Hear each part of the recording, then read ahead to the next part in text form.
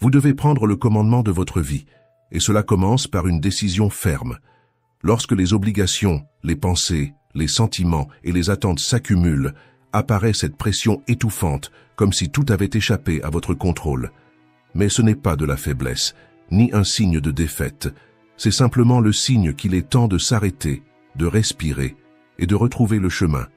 C'est à ce moment-là que le stoïcisme devient votre arme la plus puissante. Mettre de l'ordre dans sa vie va bien au-delà d'organiser sa routine. C'est aligner l'esprit et le cœur. C'est choisir de manière consciente et non négociable qui vous êtes et ce que vous êtes venu accomplir ici. Et pour cela, vous n'avez pas besoin de plus de pression. Vous avez besoin de stratégie, de fermeté d'esprit et d'une clarté absolue sur ce qui compte vraiment. Aujourd'hui, je vais vous montrer 9 stratégies stoïciennes, capables de transformer véritablement votre manière de penser, d'agir et de vivre. Non pas en théorie, mais de façon pratique, réelle et profondément transformatrice. Si c'est le tournant que vous attendiez, écrivez dans les commentaires. Aujourd'hui, je mets de l'ordre dans ma vie comme un stoïcien. Ce n'est pas seulement une phrase, c'est une promesse que vous vous faites à vous-même, le signe de quelqu'un qui en a assez du désordre et qui est prêt à reprendre le contrôle. Et avant que nous commencions la première stratégie, aimez, partagez et abonnez-vous pour que ce message atteigne d'autres personnes qui recherchent également la clarté. Commençons. Numéro 1. Faites toujours circuler votre énergie. Avez-vous déjà eu la sensation d'être entouré de trop de choses, tout en vous sentant vide à l'intérieur, comme si tout autour de vous était lourd, confus, désordonné, et que cela vous laissait sans énergie, sans concentration, sans direction? Pensez à votre armoire, pleine de vêtements que vous ne portez même plus. Chaque fois que vous ouvrez la porte, la vision est celle du désordre. Et ce désordre extérieur commence aussi à perturber votre esprit. Maintenant, imaginez ouvrir cette même armoire et n'y voir que l'essentiel, des vêtements que vous aimez, qui vous vont, qui ont un sens. Vous sentez la différence? La légèreté, la clarté, la paix. Le problème de l'accumulation ne réside pas seulement dans le manque d'espace. Il est dans le poids invisible que cela impose à votre esprit. Une étude de l'Université de Californie l'a prouvé. Les environnements désorganisés augmentent le niveau de cortisol, l'hormone du stress. Autrement dit, plus vous accumulez de choses, plus votre esprit se sent menacé, fatigué, surchargé. Épictète disait « Un homme ne peut perdre que ce qu'il possède ». Cette phrase paraît simple, mais elle porte un avertissement puissant. Le véritable problème ne réside pas dans le fait de perdre quelque chose. Il réside dans la peur constante de perdre, et cette peur naît de l'attachement. De l'illusion que vous avez besoin de tout cela pour être quelqu'un, pour avoir de la valeur, pour vous sentir en sécurité. Mais dites-moi sincèrement, si demain vous perdiez la moitié de ce que vous possédez, votre vie serait-elle vraiment pire? Ou auriez-vous simplement moins de désordre à gérer? L'accumulation est comme un sac à dos rempli de pierres. Vous pouvez encore marcher, mais à chaque pas, le poids freine votre corps et étouffe votre volonté. Et il ne s'agit pas seulement de choses matérielles. Parfois, ce que vous devez le plus lâcher, c'est un tiroir émotionnel, des relations expirées, des promesses qui n'ont plus de sens, ou des identités anciennes qui ne correspondent plus à la personne que vous êtes devenue. Le minimalisme, ce n'est pas vivre avec peu, c'est vivre avec ce qui a du sens, c'est choisir la clarté à la place de l'excès. C'est remplacer la stagnation silencieuse par une action symbolique qui vous rend le pouvoir de recommencer. Et vous pouvez commencer aujourd'hui. Prenez un sac, choisissez un tiroir, un coin de votre maison, et demandez-vous, cela représente-t-il encore qui je suis? Ou cela ne fait-il qu'occuper de l'espace? Si la réponse est non, libérez-vous-en. Donnez, vendez, recyclez, remerciez et continuez. La pratique d'aujourd'hui est simple, mais transformatrice.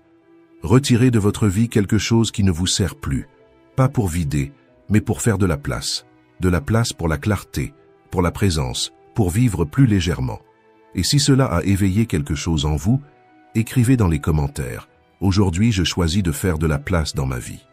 Parce que lorsque vous laissez aller ce qui est superflu, votre esprit respire, votre énergie revient, et vous redécouvrez le pouvoir d'avancer avec moins de bagages et beaucoup plus de liberté. Numéro 2. Le pouvoir du pardon. Garder de la rancune, c'est comme tenir un charbon ardent, en espérant que l'autre se brûle. Au début, vous croyez que vous vous protégez, que maintenir cette douleur vivante va vous donner une forme de force ou un sentiment de justice. Mais à chaque souvenir amer, à chaque pensée de vengeance, c'est comme si vous serriez ce charbon encore plus fort, et le seul à être brûlé, c'est vous.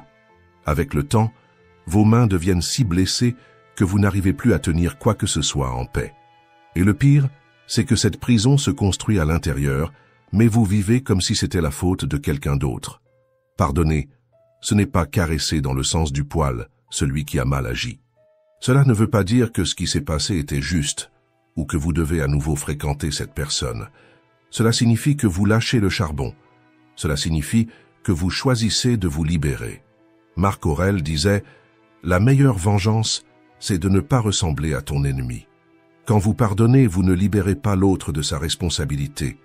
Vous vous libérez de la prison émotionnelle que le ressentiment a construite en vous. » Je l'ai déjà vécu il y a des années.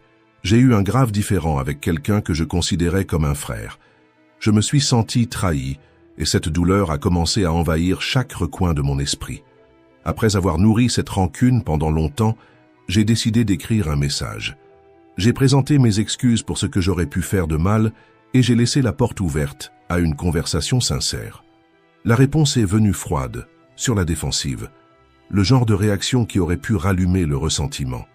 Mais à ma grande surprise, quelque chose a changé en moi. Je me suis senti léger. Le poids que je portais a disparu, car j'ai fait ce qui était en mon pouvoir. J'ai accepté que je ne peux pas contrôler la façon dont les autres réagissent, je peux seulement contrôler la façon dont j'agis. Garder de la rancune, c'est comme boire du poison en espérant que l'autre souffre. Vous croyez vous protéger, mais en réalité, vous vous empoisonnez goutte après goutte. Et lorsque vous faites la paix, même si l'autre ne répond pas, vous brisez la chaîne invisible qui vous relie au passé. Le pardon ne change pas ce qui s'est passé, mais il change qui vous êtes face à cela. L'exercice d'aujourd'hui est le suivant. Pensez à quelqu'un que vous devez pardonner ou à qui vous devez demander pardon. N'attendez pas que ce soit facile, n'attendez pas que l'autre accepte. Faites-le pour vous. Si la personne réagit bien, tant mieux.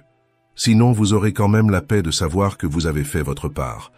Vous ne contrôlez pas le résultat, mais vous contrôlez votre décision de guérir. Et chaque fois que vous choisissez de guérir, vous récupérez un morceau de votre liberté. Si cette leçon a du sens pour vous, écrivez dans les commentaires. Aujourd'hui, je choisis de lâcher le charbon. Car garder la douleur vous maintient prisonnier, mais lâcher, c'est ce qui vous permet enfin d'avancer. Numéro 3. Choisissez d'être libre, jamais un esclave.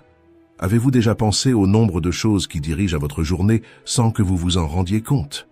Vous avez l'impression d'être aux commandes, mais certains choix ne sont pas vraiment les vôtres.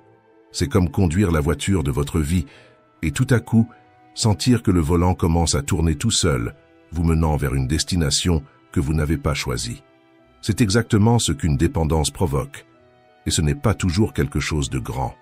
Cela peut être l'impulsion de prendre votre téléphone avant même de vous lever, le besoin de manger un dessert après le déjeuner, même sans faim, ou d'ouvrir une bière chaque soir, jusqu'à ce que l'idée de passer une seule journée sans cela paraisse impossible. Le physicien Richard Feynman a vécu cela lorsqu'en plein milieu d'une journée ordinaire, il a ressenti un désir incontrôlable de boire. Il n'était pas alcoolique, mais cette sensation de ne plus être aux commandes l'a effrayé. Il a compris que l'alcool avait plus de pouvoir sur lui, qu'il n'était prêt à l'accepter, et il a décidé d'arrêter. L'ancien président Dwight Eisenhower a traversé quelque chose de semblable. Il fumait compulsivement, 4 paquets par jour. Après une crise cardiaque, son médecin lui a dit qu'il devait arrêter. Sa réponse fut ferme. « Je me suis donné l'ordre d'arrêter. » Ce n'était pas une force de volonté miraculeuse, c'était de la clarté. Il savait que s'il ne décidait pas, la cigarette continuerait à décider pour lui. Les stoïciens enseignent que le véritable pouvoir réside dans la capacité de dire non. Si vous ne pouvez pas résister, vous n'êtes pas aux commandes. C'est l'habitude qui commande. Et le problème ne se trouve pas seulement dans les dépendances évidentes, comme la cigarette, l'alcool ou les jeux d'argent. Il est aussi présent dans ces petites choses du quotidien qui, sans que l'on s'en aperçoive, nous volent du temps, de l'attention et de la liberté. Demandez-vous, de quoi avez-vous l'impression d'avoir besoin pour vous sentir bien? Est-ce le café du matin, le téléphone avant de dormir, le dessert après le déjeuner? Maintenant, imaginez ne pas en avoir besoin. Voilà la véritable liberté. Pouvoir faire, mais ne pas dépendre. La solution n'est pas seulement d'abandonner l'habitude, mais de reprendre le contrôle. Commencez par de petits pas. Choisissez une habitude dont vous sentez qu'elle vous contrôle et faites un test pendant les 7 prochains jours. Si vous ne pouvez pas commencer la journée sans café, essayez de réduire à une demi-tasse. Si le problème est le téléphone, laissez-le dans une autre pièce pendant la nuit. Ou si vous l'utilisez pendant la journée, mettez un rappel sur Facebook ou Instagram pour limiter son usage à 30 minutes. Non pas pour vous punir, mais pour rappeler à votre esprit qui commande. Comme l'a dit Épictète, aucun homme n'est libre s'il n'est pas maître de lui-même. Alors répondez, voulez-vous être libre ou rester prisonnier de vos propres désirs? La décision est la vôtre, et le pouvoir aussi. 4. Protégez le territoire de votre esprit. Ce que vous laissez entrer dans votre vie définit la qualité de vos journées. Si vous laissez entrer des déchets, vous ne pouvez pas attendre que quelque chose de bon en sorte. C'est comme remplir un verre d'eau claire avec quelques gouttes de boue, aussi cristalline que l'eau ait pu être. Elle est maintenant contaminée. Beaucoup d'entre nous permettent ce même type de contamination dans l'esprit. Les informations que vous consommez, les profils que vous suivez, les groupes de messagerie remplis de plaintes, tout cela façonne ce que vous ressentez et comment vous pensez. Si vous vous entourez de négativité, de drame, de pessimisme et de chaos, ne soyez pas surpris si votre esprit commence à refléter exactement cela. Marc Aurèle avertissait « Si tu te mêles aux insensés, ne t'attends pas à ce que la sagesse demeure en toi. » Et il avait raison. Garder un contact constant avec des personnes qui vivent dans le désespoir, les ragots et les plaintes, c'est comme essayer de maintenir un bateau à flot pendant que quelqu'un perce des trous dans la coque. Pensez aux dernières fois où vous êtes resté accroché à une vidéo polémique. En êtes-vous sorti plus léger ou simplement plus anxieux? Combien de fois regarder les informations vous a-t-il rendu plus informé ou seulement plus irrité, indigné et préoccupé? Vous n'avez pas besoin de vous déconnecter du monde ou de couper tous les liens. Mais vous devez être intentionnel quant à ce que vous consommez. Si quelqu'un vous appelle uniquement pour déverser des problèmes et des plaintes, pourquoi continuez-vous à répondre? Si un groupe n'est que réclamation et critique, pourquoi y participez-vous encore? Si une page ne publie que la vie des autres de manière toxique, pourquoi continuez-vous à la suivre et à commenter? Filtrer ce qui entre n'est pas de la froideur, c'est de l'autoprotection. Vous n'avez pas à vous justifier auprès de qui que ce soit pour protéger votre paix. Vous voulez plus de clarté mentale, d'équilibre et de motivation? Commencez à fermer les bonnes portes, mettez en sourdine les profils négatifs, quittez les groupes qui vous alourdissent, réduisez le temps passé devant les informations sensationnalistes et remplacez cet espace par quelque chose qui vous nourrit vraiment. Un bon livre, une conversation saine, un moment de silence. Car c'est simple. Déchets qui entrent, déchets qui sortent. Mais l'inverse est tout aussi vrai. De bonnes influences entrent, de bonnes décisions sortent. Et vous avez le contrôle là-dessus. La pratique d'aujourd'hui est la suivante. Pendant une semaine, choisissez au moins 3 sources de négativité et mettez-les en sourdine. Observez l'impact. Et si vous êtes prêt à protéger votre esprit, écrivez dans les commentaires « Aujourd'hui, je choisis de nourrir ma paix ». Parce que la qualité de votre vie est le reflet de la qualité de ce que vous laissez entrer dans votre cœur. Numéro 5. Priorisez l'essentiel, écartez le reste. Dehors, le monde réclame votre attention.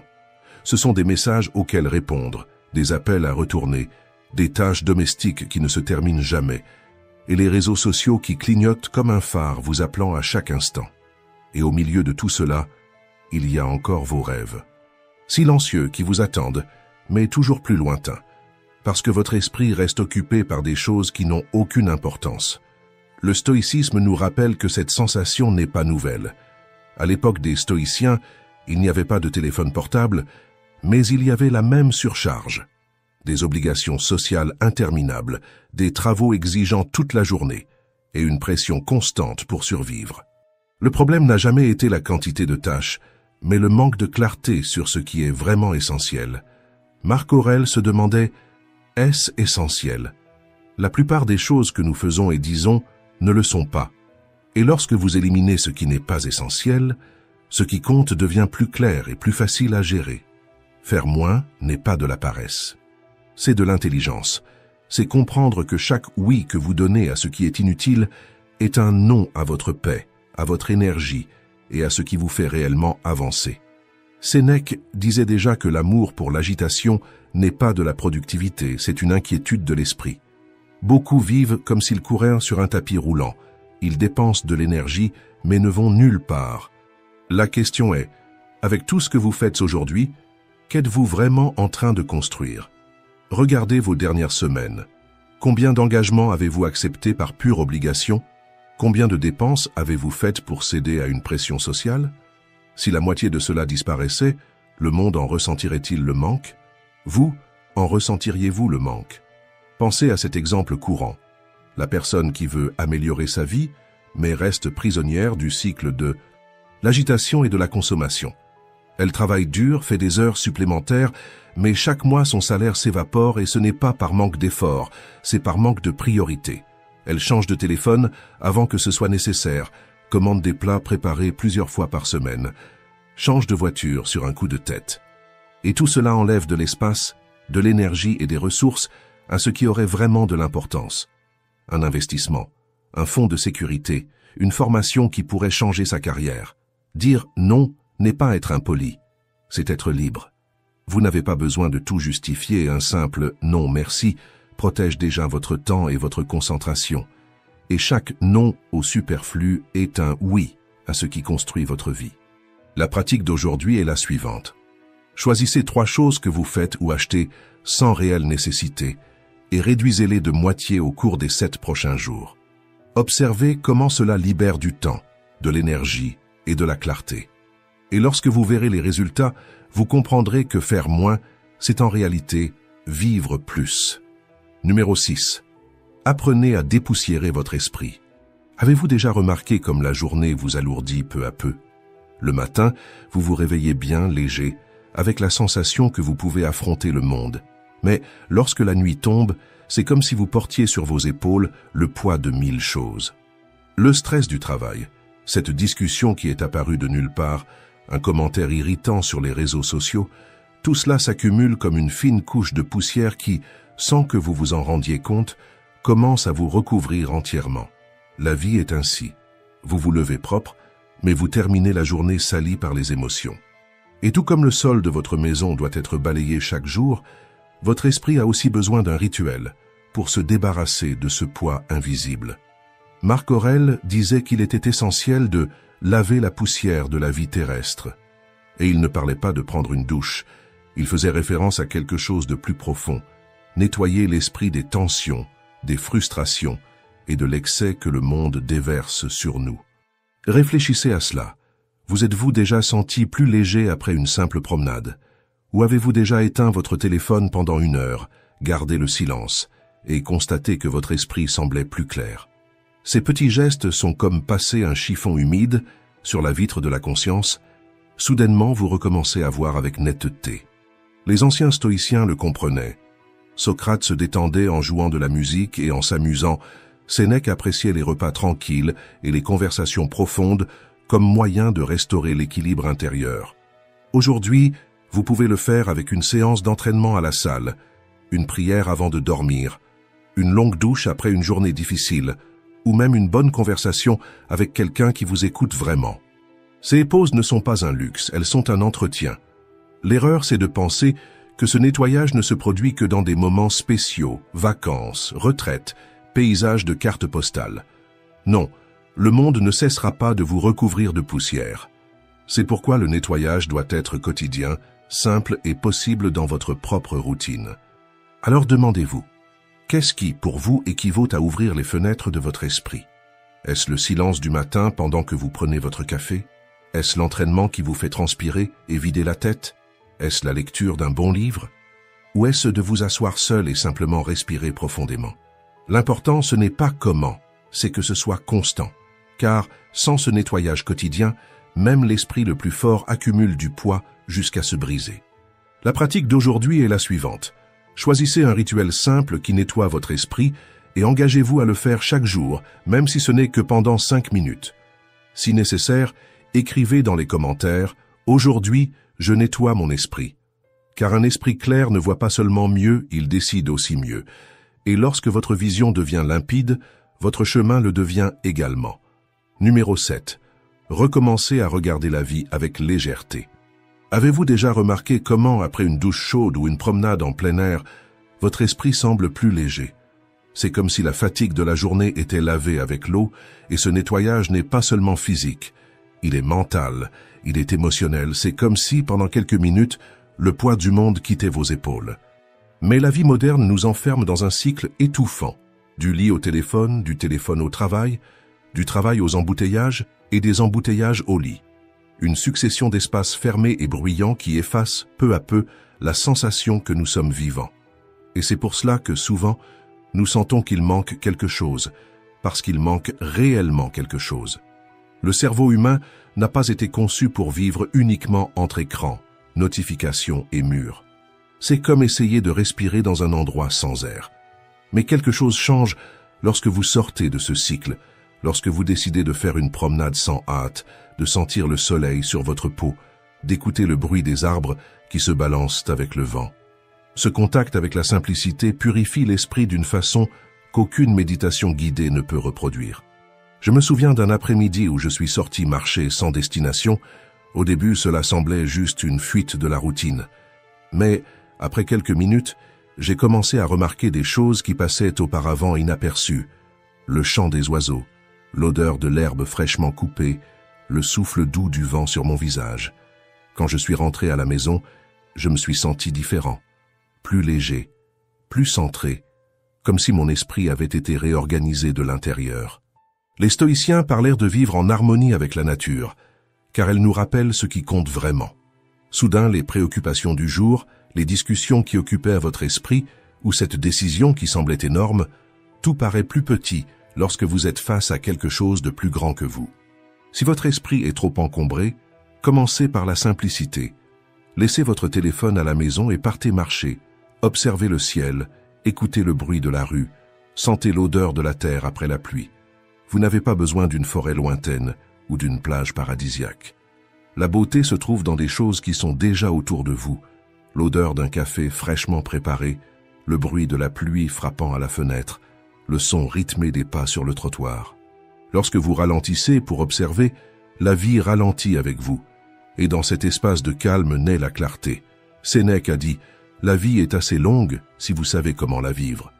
Eh bien, vivre commence par s'accorder ces petits moments de présence. Parce que lorsque vous vous connectez avec le simple, vous découvrez que l'essentiel a toujours été là. La pratique d'aujourd'hui est simple.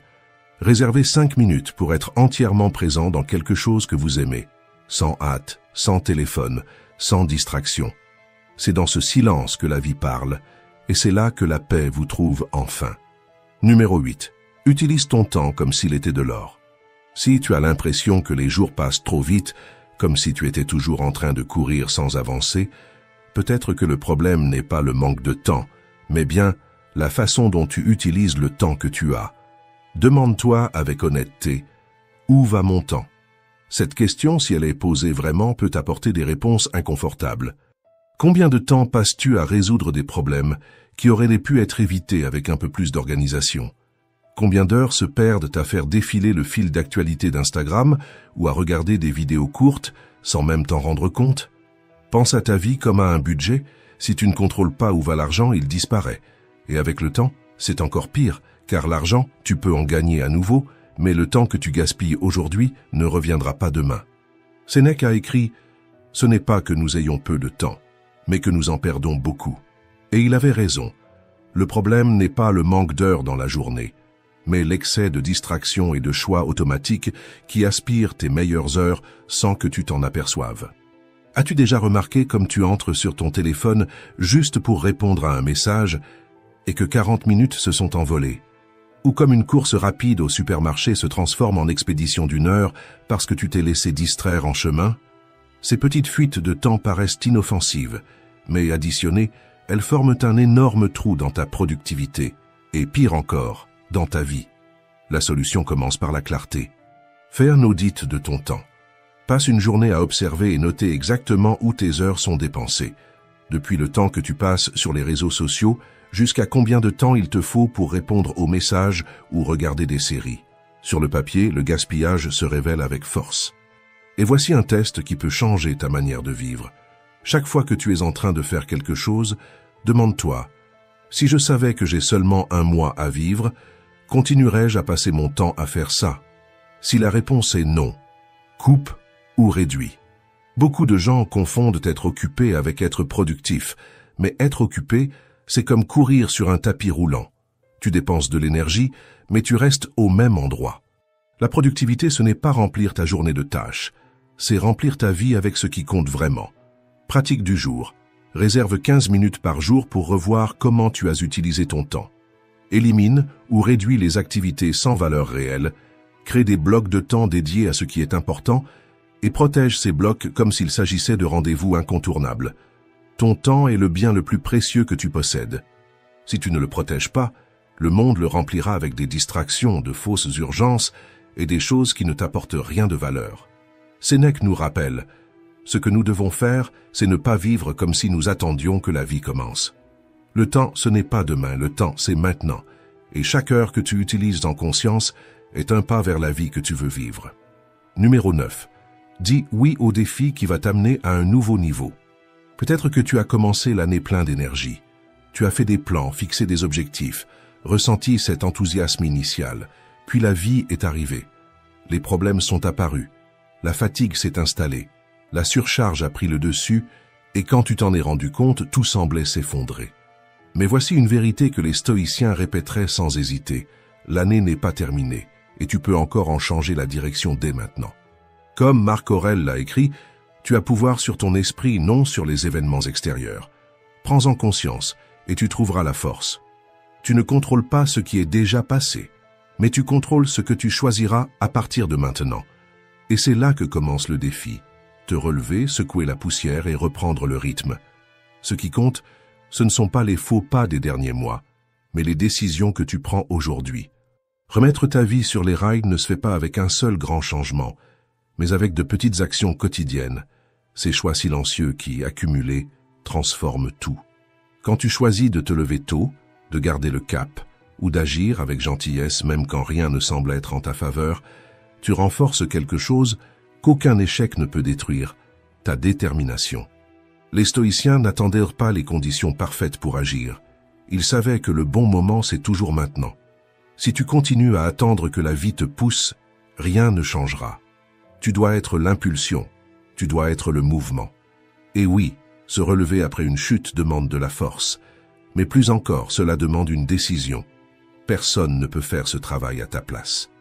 Il faut du courage pour affronter l'inconfort et avancer, même en sachant que ce ne sera pas facile, car la véritable force ne naît pas dans la facilité, elle se forge dans la persistance. Pense à l'huître. Une huître qui n'est jamais blessée ne produit jamais de perles. C'est l'irritation, l'inconfort et le processus de guérison qui transforment un grain de sable en quelque chose de précieux. La vie est ainsi. Les perles que tu portes en toi naissent dans la douleur, mais se polissent dans ta réaction.